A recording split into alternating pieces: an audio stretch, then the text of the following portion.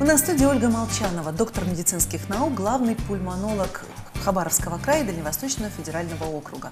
Ольга Викторовна, здравствуйте. Здравствуйте. Вот мы сегодня взяли такую тему – кашель. Наверняка он бывает при разных заболеваниях, и кашель бывает разный. Но вот все-таки вообще что это такое? Что это за реакция нашего организма? Ну, кашель – это рефлекторная реакция, направленная на то, чтобы содержимое в трахеобронхиальном дереве выкашлять, да, и убрать из трахеобронхиального дерева. От чего-то мы избавляемся, да? Избавляемся. Но это не физиологично. То есть есть слизистое отделяемое в трахеобронхиальном дереве. Оно в определенном количестве всегда существует. Но когда его становится больше, человек откашливает это содержимое. Ну, чаще всего это, конечно, проблема бронхолегочного плана. Это трахеиты, бронхиты, это может быть и воспаление легких, и кашель мы ассоциируем прежде всего с заболеванием легких. Да?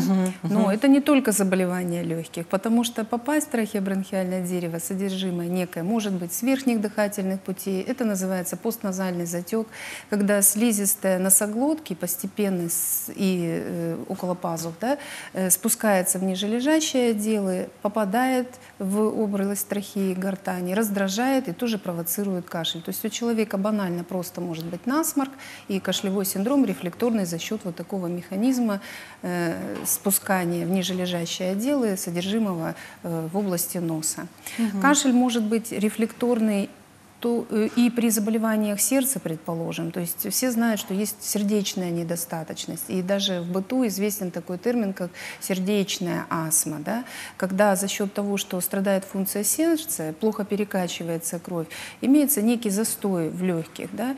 И выпотевание жидкой части в, опять же, альвеолы. Это фрагмент легочной ткани. Жидкость эта подкапливается, затрудненное дыхание, одышка и необходимость принять более вертикальное положение, да, и кашлевой синдром опять же. Здесь мокрота, то есть кашель влажный, да, то есть сухой, есть понятие влажный, кашель становится влажный и отходит пенистая, иногда даже мокрота. Она такая жидкая составляющая. При инфекции все-таки кашель влажный и с гнойным, так скажем, отделяемым, это желтый или зеленый. Температурная реакция. Если это сердечная недостаточность, клиника немножко другая. Что еще бывает? Кашель бывает рефлекторный, сухой, да, то есть причем надсадный такой, мучащий кашель. Ну, чаще всего это гастроэзофагальная рефлюксная болезнь. Это проблема желудка, да, то есть недостаточность нижнего пищеводного сфинктера, то есть между пищеводом и желудком должен быть и функционировать адекватно сфинктер, который не позволяет кислому содержимому попадать в вышележащие отделы. Предположим, ситуация связана с тем, что ночью чисто физиологически начинается потекание этого кислого содержимого, попадание этой кислоты в трахеобронхиальное, развитие трахеита, ларингита, и это тоже провоцирует кашель, и, как правило, как больные говорят, вот здесь что-то щекотит и беспокоит кашель в основном в утреннее или ночное время. Ну, еще механизмы кашля могут быть бесконечные. Это очень и даже большая уже проблема. Получается, что это очень большая проблема, и, конечно же, разобраться в ней можно только индивидуально и только с доктором, потому что где-то действительно нужно, чтобы меня послушали, да, на меня посмотрели и горло, и нос, и задали еще очень много вопросов. Но вот, наверное, все-таки наша такая задача сегодня, наверное, все-таки так предупредить и насторожить. Когда действительно вот, нельзя просто... То есть, наверное, как долго можно кашлять, чтобы не обращать на это внимания, наверное, так. И вообще, что мы должны такого страшного и опасного знать о кашле? Нет, кашель, опять же, вот сухой, влажный, да, влажный кашель. Если он характеризуется продуктивной мокротой гнойного характера, так скажем, еще бывают элементы, предположим, кровь попадает, да, это нужно обращаться однозначно.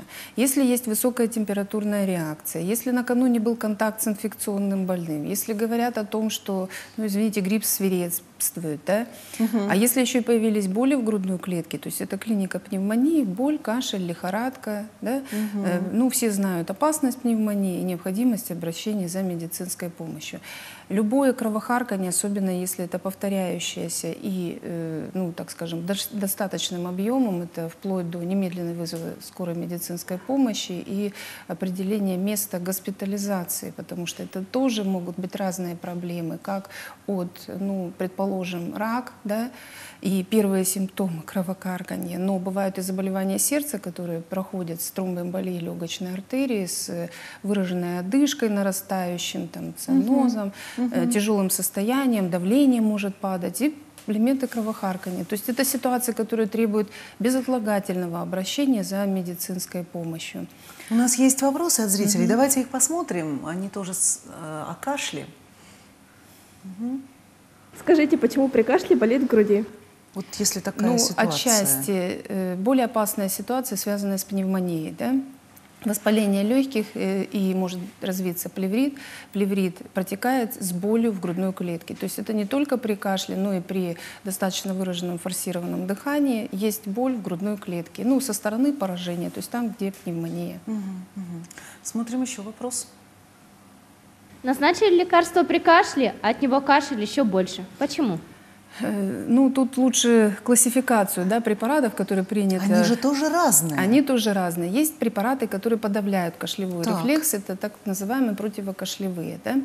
Они действительно опасны даже в случае пневмонии. Почему? Они подавляют кашлевой рефлекс, а мы только что говорили, что это рефлекторное, да, чтобы отхаркнуть вот это гнойное содержимое, а это же содержимое содержит и возбудители. То есть зачем застой этих инфекционных агентов там в легком, да? Но здесь вопрос немножко другого плана. Что вроде как дали лекарства от кашля, еще а кашель еще сильнее. Вот смотрите, основная масса препаратов — это все-таки препараты так называемые отхаркивающие. То есть увеличивается жидкая составляющая мокроты. Как правило, это назначается у пациентов, которые кашель мучительный. Пациенты говорят о том, что сложно отхаркиваемая мокрота, то есть вязкая, густая, плохо отходит. Цель — разжижать ее, и чтобы она легче отходила. Вот, соответственно, и больше становится. Ну, пациенты покупают препарат, думают, ну сейчас вот буквально выпей день-два, и все кашлять. пройдет. Да, здесь наоборот. Смысл в чем? Больше жидкая составляющая, легче отхаркивается и выходит вместе с инфекцией вот эта вот мокрота. Вот он механизм. Есть еще у нас вопрос? Бывает ли кашель при аллергии и чем он отличается? Действительно, бывает кашель при аллергии. Аллергия — это очень большая, тоже сложная тема. Это может быть сенсибилизация к бытовым аллергенам, тогда кашель круглогодично может быть. Это бывает полинос, да? То есть, вот, предположим, летом полынь зацвела. Кашель здесь механизм, опять же, это может быть и ринит, постназальный затек, о котором мы говорили, это может быть и ларингит аллергический, да, но чаще длительный упорный кашлевой синдром бывает при аллергии на домашнюю пыль, он может быть круглогодичный, и здесь нужно думать о бронхиальной астме. То есть одним из симптомов бронхиальной астмы является кашлевой синдром. Упорный такой, ночное время, под утро. Смотрите, здесь очень важно понимать, есть аллергия или нет, а аллергия протекает вместе ринит, дерматит, астма, да, то есть атопическая триада. Как правило, у родственников может быть бронхиальная астма. И симптомом бронхиальной астмы, кроме всего прочего, так называемый бронхообструктивный синдром является. Что это такое? Все думают, что это приступ бронхиальной астмы. То есть задохнулся без баллончика никак. Да? То есть попользовался, легче стал. Классический приступ удушья далеко не у всех пациентов бывает.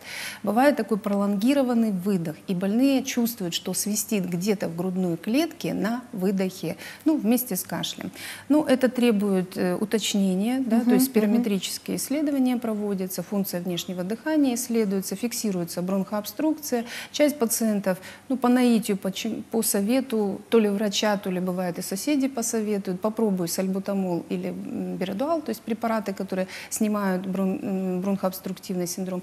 Помогает, как правило, эта терапия. Если есть такой опыт использования бронхолитической терапии, то есть расширяющей бронхи, и это помогает, и этот кашлевой синдром упорный, то, скорее всего, речь идет о бронхиальной астме. Ольга Викторовна, как вы относитесь к традиционным народным средствам? Вот картошечкой попариться, что еще делают? Редьку с медом, молоко с медом горячее пьют. Вот вообще как-то Ну, это тоже не решено смыслы. И опять же, суть есть в чем? плюсы, То есть та же картошечка подышать, это не только тепловое воздействие, хотя вот тоже следует остерегаться, если температура 38, 39, 40, и еще и такие, это приравнивается к физиопроцедурам отчасти. Они, конечно, они делают делаются опасны. несколько отсроченно. Да? А смысл в чем? Картошка – это щелочные пары, да? Пациент вдыхает, опять же, мокрота разжижается, легче отхаркивается.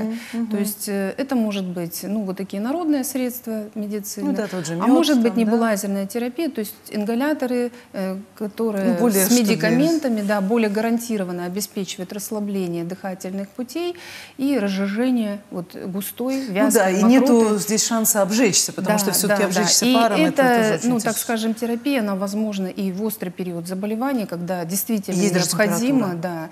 действительно необходимо расширить бронхи, потому что ни одно такое народное средство медицины не будет способствовать расширению бронхов. Да, немножко легче будет отхаркивать мокроты. Ольга Викторовна, спасибо большое. Наверное, только мы прикоснулись к теме кашля, но тем не менее было сказано очень много было очень много информации, и самое главное все-таки не оставаться с кашлем один на один, а разбираться все-таки в причинах и в том, что же с ним делать. В студии у нас была Ольга Молчанова, доктор медицинских наук, главный пульмонолог Хабаровского края и Дальневосточного федерального округа. Телевизионная школа здоровья теперь и в социальных сетях. Если вы что-то пропустили, ищите нас в Одноклассниках и Инстаграм. Интервью с гостями студии, полезные советы на каждый день. Кроме того, задавайте вопросы и предлагайте темы для наших следующих программ. Ну а далее сегодня, в ожидании первых слов, почему ребенок не говорит.